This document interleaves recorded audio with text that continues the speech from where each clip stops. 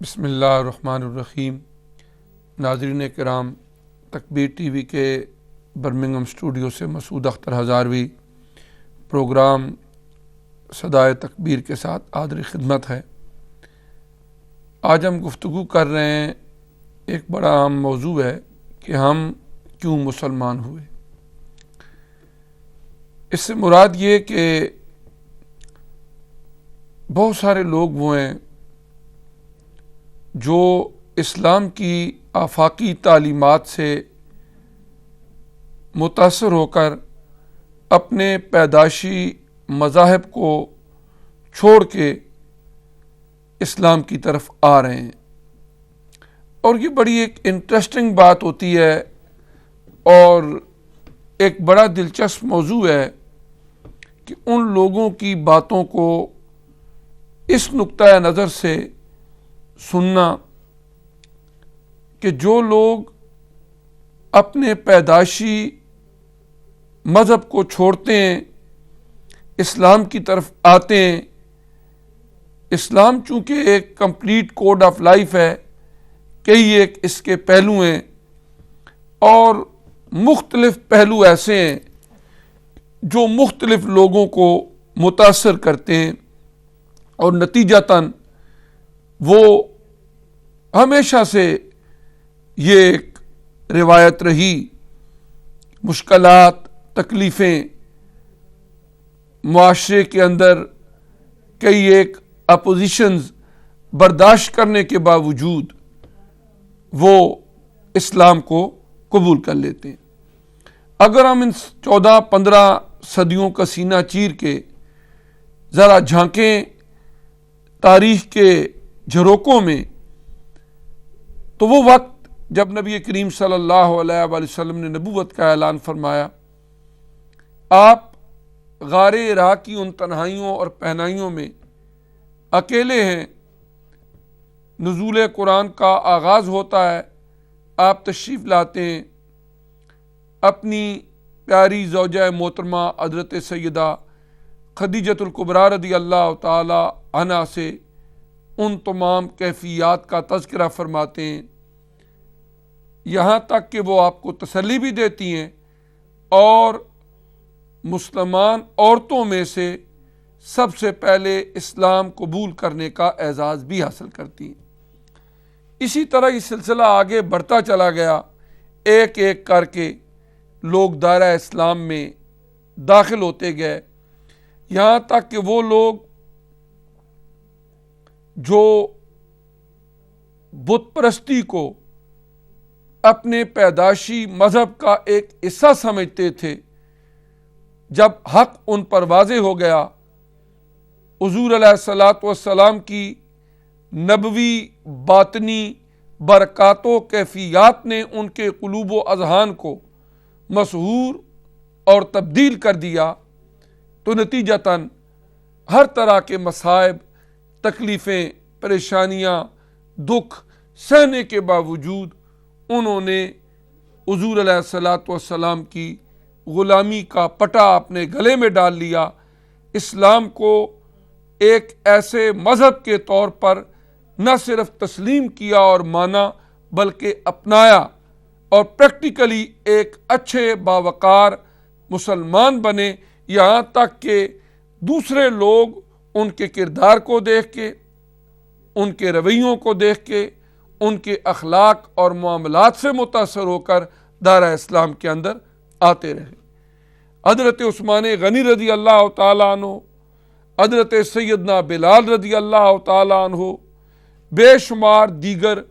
صحابہ کرام رضوان اللہ تعالیٰ علیہم اجمعین، جن کے واقعات سے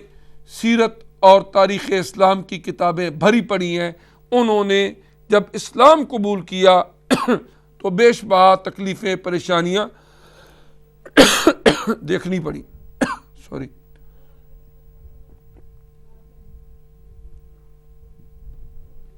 اور یہ سلسلہ ہر دور کے اندر جاری و ساری رہا، اور یہ بات کہنا کہ اسلام کسی دباؤ، جنگ و جدل یا تلوار کے زور پر پھیلا ہے، یہ حقیقت سے بہت دور کی بات ہے۔ مدافعانہ انداز میں مسلمانوں نے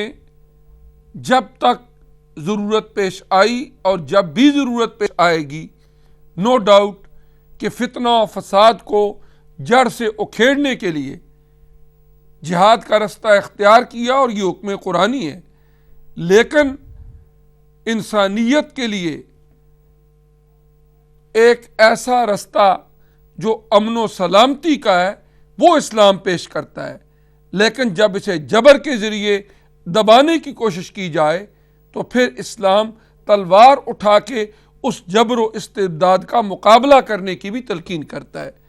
لیکن اسلام پھیلا اخلاق سے، اسلام پھیلا کردار سے، اسلام پھیلا رویوں سے، اچھے بیہیویئر اور ایٹیچیوڈ سے، یہی انسانوں کو متاثر کرتا ہے۔ پھر ہم دیکھتے ہیں کہ اس وقت سے لے کر آج تک ہر روز بہت سارے لوگ دین اسلام کی طرف آ رہے ہیں۔ ہمیں چند ایک باتیں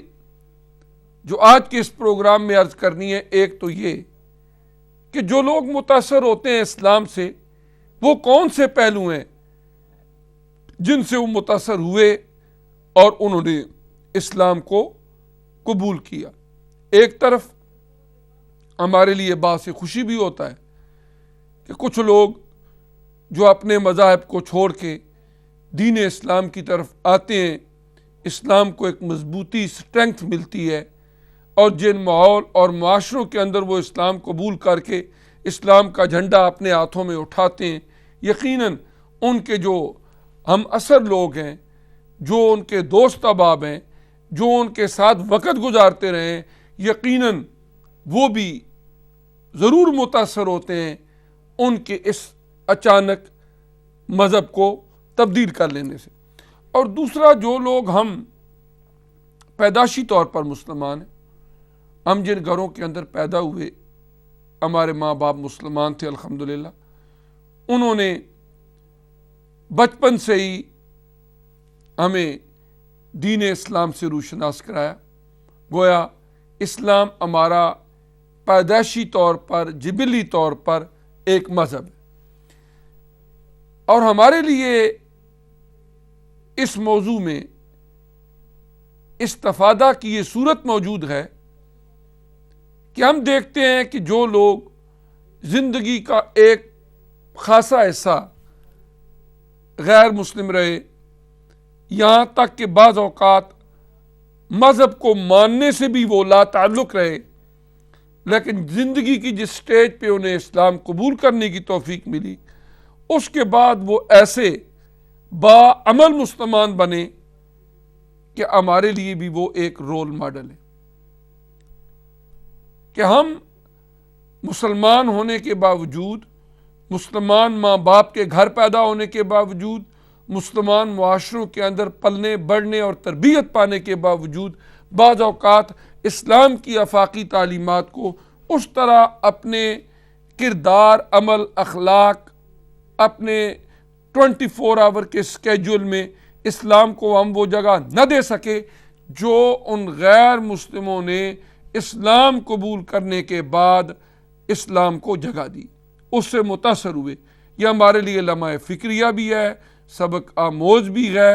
اور پھر ہمیں ایک مقام پر بیٹھ کے سوچنے کا بھی موقع عطا کرتا ہے کہ اگر وہ لوگ اسلام کی ان برکات سے متاثر ہو کر دنیا بھی سنوار لیں، آخرت بھی سنوار لیں، اور ہم لوگ جو پیدائشی مسلمان ہونے کے باوجود اگر ان برکات سے محروم رہیں تو یہ ہمارے لیے بڑی بدقسمتی والی بات ہوگی۔ اس موضوع کی افادیت کے حوالے سے یہاں میں ایک چھوٹا سا واقعہ بحوالہ عرض کروں گا کہ ڈاکٹر عبد المجید قریشی صاحب ایک بہت بڑے اسکالر گزرے، حضرت علامہ اقبال رحمۃ اللہ علیہ کے ہم اثر تھے، اور انہوں نے ایک بڑی خوبصورت کتاب بھی لکھی پاکستان زندہ باد کے نام سے۔ اس کے پیج نمبر 7-8 پہ انہوں نے ایک واقعہ لکھا ہے کہ حضرت علامہ اقبال رحمۃ اللہ علیہ جو پختہ دماغ، عارف اور حکیم تھے، جو کسی مسئلے پر جب گفتگو فرماتے اس کی تمام کلیات کو، جزیات کو، تخیلات کو، اور ساتھ ہی ساتھ مثالوں کے ساتھ بھی واضح کرتے، اور پھر اپنے حوالوں کے ذریعے بھی وہ اس طرح اس کو بیان کرتے کہ بات ذہن میں اتر جاتی۔ اب ڈاکٹر عبد المجید قریشی صاحب یہ کہتے ہیں کہ ایک دن جب حضرت علامہ اقبال رحمۃ اللہ علیہ بیماری کی حالت میں تھے، اپنی آرام کرسی پر بیٹھے ہوئے تھے، تو میں ان کے پاس حاضر ہوا، بیمار پرسی کی حال احوال پوچھا۔ جب حال احوال پوچھ بیٹھا تو حضرت علامہ اقبال رحمۃ اللہ علیہ کہنے لگے مجید قریشی صاحب سے کہ آپ ایک کتاب لکھیں۔ وہ کہتے ہیں کہ میں نے پوچھا کون سی کتاب، کیسی کتاب؟ تو حضرت علامہ اقبال رحمۃ اللہ علیہ نے اس کے جواب میں جو فرمایا، انہوں نے اپنی کتاب میں اسی طرح لکھا، وہ لکھتے ہیں کہ حضرت علامہ اقبال رحمۃ اللہ علیہ نے اس کے جواب میں فرمایا کہ کیسی کتاب؟ کہ تحقیق کرنے سے آپ کو معلوم ہوگا کہ ہندوستان کے قصبوں اور دیہاتوں میں ہزارہا مسلم ایسے لوگ بن چکے ہیں جو پہلے غیر مسلم تھے، اور وہ روز بروز حلقہ اسلام کے اندر داخل ہو رہے ہیں۔ اگر کوئی شخص ان از خود مسلمان ہونے والوں سے ملے اور ان سے قبول اسلام کی وجوہات دریافت کرے اور اس پر ایک جامع کتاب مرتب کرے، اس سے تبلیغ اسلام کے مقصد کو بے حد تقویت حاصل ہوگی۔ یہ وہ الفاظ ہیں جو حضرت علامہ اقبال رحمۃ اللہ علیہ نے ان کو مجید قریشی صاحب کو کہے۔ وہ کہتے ہیں کہ میں نے اس کے جواب میں ایک بات کہی کہ ڈاکٹر اقبال صاحب کو کہ کیا صداقت اسلام کے متعلق پہلے دلائل ناکافی ہیں کہ ایک نئی کتاب لکھوں اور جو غیر مسلم لوگ دائرہ اسلام میں داخل ہو رہے ہیں ان سے ملوں اور ان سے وجوہات تلاش کروں کہ آپ کیوں دائرہ اسلام میں داخل ہوئے ہو، پھر وہ مجھے بتائیں اور ان وجوہات کو میں کتاب میں تحریر کروں اور یہ اسلام کی آفاقی تعلیمات کے حوالے سے دلائل کے طور پر میں پیش کروں؟ تو کیا اس کے علاوہ اسلام کی حقانیت پر اور دلائل کافی نہیں؟ وہ کہتے ہیں جب میں نے یہ سوال کیا تو حضرت علامہ اقبال رحمۃ اللہ علیہ نے فرمایا کہ بہت کافی ہیں، دلائل تو بہت ہیں، مگر ایسا کرنے سے کئی ایسے عجیب اور جدید دلائل آپ کو ملیں گے کہ دنیا حیرت زدہ رہ جائے گی۔ میں یہ سمجھتا ہوں کہ دل اور دماغ کے کام کرنے کے طریقوں میں بہت فرق ہے۔ دماغ اکثر اوقات ہزارہا مضبوط سے مضبوط دلائل کو بھی مسترد کر دیتا ہے اور ان کی کچھ بھی پرواہ نہیں کرتا، لیکن دل اس کے خلاف بعض اوقات کمزور سے کمزور چیزوں سے اس قدر متاثر ہو جاتا ہے کہ صرف ایک ہی جھٹکے میں زندگی کا سارا نقشہ تبدیل ہو جاتا ہے۔ قبول اسلام کا جس قدر تعلق دل سے ہے، دماغ سے نہیں۔ اصل بات جو مبلغ کو معلوم ہونی چاہیے وہ یہ ہے کہ وہ کون کون سے نشتر ہیں جس سے دل متاثر ہوا کرتا ہے۔ کفار اور مشرکین کے انقلاب حیات کی ہزارہا مثالیں تاریخ اسلام کے پاس موجود ہیں۔ ہم دیکھتے ہیں کہ ایک شخص اپنے حالات کے تحت ایک خیال یا ایک مذہب پر چٹان کی طرح قائم دائم ہوتا ہے،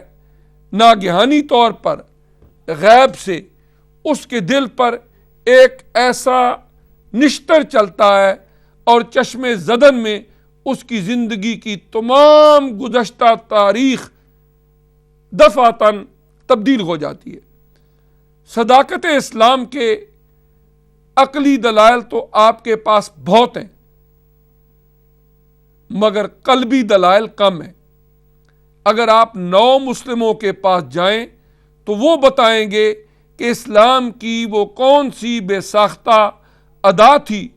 جو ان کے دل کو بھا گئی۔ اس طرح اگر ان کے بیانات ایک کتاب میں جمع کر دیے جائیں تو حضرت علامہ اقبال فرماتے ہیں مجھے یقین ہے کہ انقلاب غیات کی ایک بالکل نئی دنیا مبلغین اسلام کے سامنے آ جائے گی اور انہیں اشاعت اسلام کے لیے ایسے نئے دلائل یا جدید ہتھیار مل جائیں گے کہ ان سے اسلام کا موجودہ کتب خانہ خالی نظر آتا ہے۔ یعنی جو لوگ دائرہ اسلام کے اندر داخل ہوتے ہیں اگر ان سے ملا جائے، ان سے پوچھا جائے، یا جو لوگ انہیں ملے اس کے بعد انہوں نے ان کے خیالات کو کتابی شکل کے اندر مرتب کیا، اگر ان کو سنا جائے اور بیان کیا جائے تو یہ اسلام کے لیے حضرت علامہ اقبال رحمۃ اللہ علیہ کی نظر میں ایسے جدید دلائل کے طور پر سامنے آئیں گے کہ جو جہاں دوسرے لوگوں کو متاثر کریں گے وہاں پر خود جو مسلمان ہیں، اسلام کو ماننے والے ہیں، پیدائشی طور پر وہ مسلمان ہیں، انہیں بھی متاثر کیے بغیر نہیں رہ سکیں گے۔ جب ہم اس حوالے سے ایک جائزہ لیتے ہیں کہ لوگ اسلام سے کس حد تک متاثر ہو رہے ہیں تو 5 جنوری 2011 کے یہاں انگلش اخبارات نے یہ خبر دی کہ برطانیہ میں مشرف با اسلام ہونے والوں کی تعداد میں ہر سال دگنا اضافہ ہو رہا ہے۔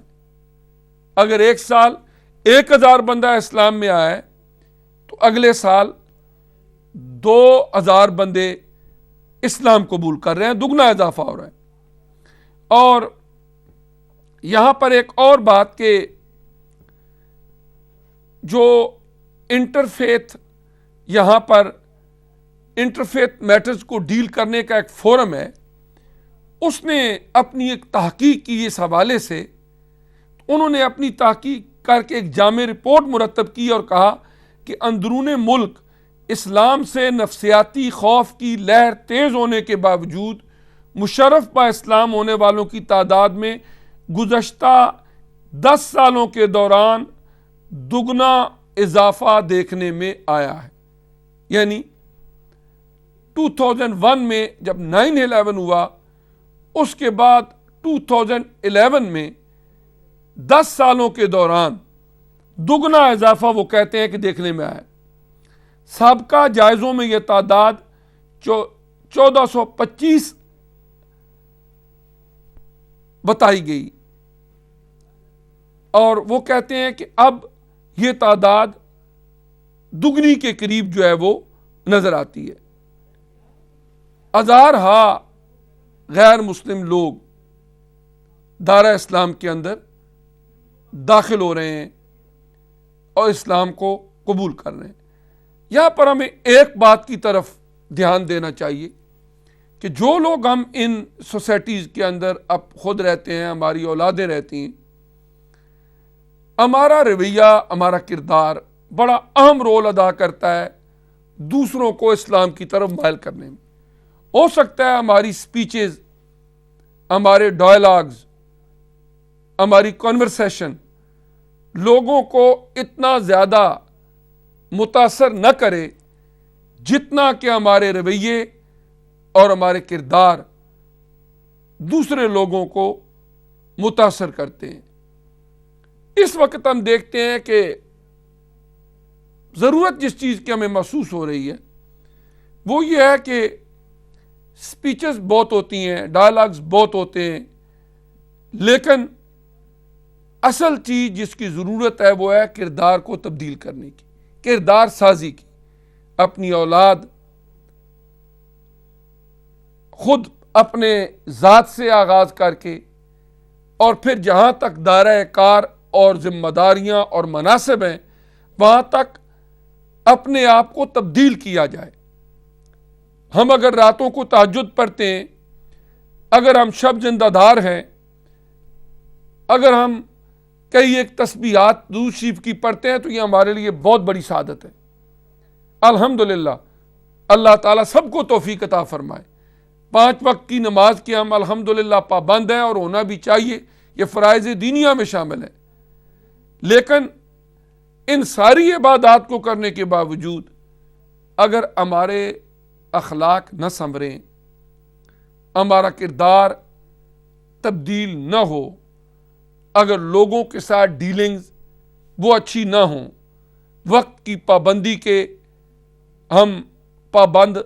نہ ہو سکے، وعدہ کی پاسداری وہ ہم نہ کر سکیں، دیانت اور انصاف ہمارے کردار کا حصہ نہ بن سکے، تو یقیناً باقی ساری عبادات پر کاربند رہنے کے باوجود ہم لوگوں کو متاثر نہیں کر سکیں گے۔ بہت ساری ایسی وہ غیر مسلم عورتیں جنہوں نے اسلام قبول کیا، شادیاں کی مسلمانوں سے، اس کے بعد کچھ وجوہات کی بنا پر سیپریشنز ہوئیں یا ان کے مابین حالات خراب ہوئے، تو کئی ایک مواقع پر جب ان لوگوں سے گفتگو ہوتی ہے تو وہ یہی شکایت کرتی ہیں کہ ہم مسلمان تو ہوئیں لیکن ہمارے ساتھ یہ کچھ ہوا، یعنی اسلامی تعلیمات کے خلاف ان کے حقوق کو غصب کیا گیا، یا ان پر زیادتی کی گئی، یا اخلاق کردار کے حوالے سے جو ذمہ داریاں تھیں ان کو نہ نبھایا گیا، تو اس کے نتیجے میں کئی دفعہ ایسا ہوا کہ وہ اسلام سے متاثر ہو کے مسلمان تو ہوئیں لیکن ہمارے کردار اور ہمارے رویوں نے انہیں دین سے دور کر دیا، جس کے ذمہ دار ہم خود ہیں۔ اس حوالے سے یہ ہماری بہت بڑی ذمہ داری بنتی ہے۔ ہم تو یہاں پر اسلام کے ایمبیسڈر کے طور پر زندہ رہ رہے کہ ہم یہاں پر ٹھیک ہے باقی معاملات بھی چلاتے ہیں، لیکن جب ہمیں نام دیا جاتا ہے کہ ہم مسلمان ہیں تو ایک بہت بڑی ذمہ داری اس نام کی وجہ سے ہمارے اوپر عائد ہوتی ہے کہ ہم آفیسز میں جاتے ہیں، سکولز، کالجز، یونیورسٹیز،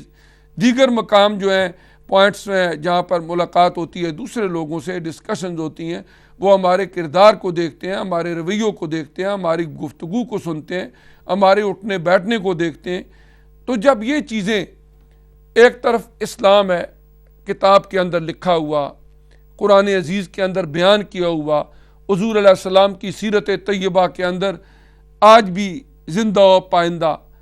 لیکن ایک طرف پڑھنے والا اس سے متاثر تو ہوتا ہے، لیکن دوسری طرف جب ہمیں دیکھتا ہے ہمارا کردار ایسا نہیں ہوتا جو کتابوں میں لکھا ہوا ہے، تو اس کا نتیجہ یہ نکلتا ہے کہ وہ لوگ متاثر ہونے کی بجائے بعض اوقات اسلام سے دور ہوتے ہیں ہمارے رویوں کو دیکھ کے۔ بہت عرصہ پہلے کی بات ہے کہ ایک بچی مسلمان ہوئی امریکہ میں، واپس آئی لاہور میں، ایک مجلس کے اندر جب بات ہوئی، 1 مہینہ تک وہاں رہی، اس کو دین کے حوالے سے جب کچھ باتیں بتائی گئیں، جب نماز کے بارے میں بتایا گیا کہ اس طرح 5 وقت کی نماز ہے، ہر مسلمان کے اوپر اوبلیگیٹری ہے، سارا کچھ ہے، اس نے پوچھا کہ یہ کیا جو لوگ غیر مسلم دائرہ اسلام میں داخل ہوتے ہیں ان کے لیے ہی فرض ہے یا ہر ایک کے لیے؟ تو ان کو بتایا گیا کہ یہ تو ایک مسلمان کا بنیادی فریضہ ہے۔ اس نے کہا کہ 1 مہینہ تو مجھے بھی یہاں ہو گیا ہے اور یہ سارے لوگ اپنے آپ کو مسلمان کہتے ہیں، یہ تو 5 وقت کی نماز پابندی کے ساتھ نہیں پڑھتے، تو اگر یہ لوگ نماز نہ بھی پڑھیں تو مسلمانی ان کی قائم دائم رہ سکتی ہے، تو میں اگر نہیں پڑھوں گی تو مجھے کیا ہوگا، میرا اسلام کیوں نہیں قائم رہے گا؟ تو اس پر ہم نے اس سے کہا کہ آپ اس کا جواب تو یہی دے سکتے ہیں، اس کی وجہ یہ ہے کہ اگر ہم اپنے رویوں اور اپنے کردار میں تبدیلی نہیں کریں گے تو نتیجہ کیا نکلے گا کہ وہ لوگ جو غیر مسلم ہیں کسی اسلام کے پہلو سے متاثر ہو کے اسلام میں تو وہ آ گئے، لیکن جب ہمیں دیکھتے ہیں تو کرتے کراتے بسا اوقات ہمارے